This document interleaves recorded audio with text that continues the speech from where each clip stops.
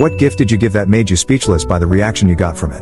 1. When our child was in a co-op preschool, one of her favorite teachers retired, so I made her a memory quilt using photos printed on fabric. At first, I was going to use photos from kids in the class with our child, but then other parents who had had that teacher that year asked if they could be included. I said of course. Then other parents who had had that teacher in previous years asked if they could be included. I said of course. Then parents of children who had graduated the co-op asked if they could be included. I said of course. I ended up with photos of 77 kids. What started out as a lap quilt ended up just barely fitting onto my 12 quilting frame. I collected the digital photos. I prepped the fabric for the photos and ironed it all onto freezer paper so I could print them. I printed all the photos. I cut everything for making those photos into square blocks set on point. I sewed all the blocks. Had to go through the tiny scraps to make enough fabric for a couple of the last blocks, then sewed all the blocks together. I sewed the border. I made a title and legend square of who all the kids were. For the back I sandwiched it with the batting and the backing. I loaded it all onto the quilt frame. I quilted the entire thing. I squared the entire thing. I sewed the binding on. It was a couple of months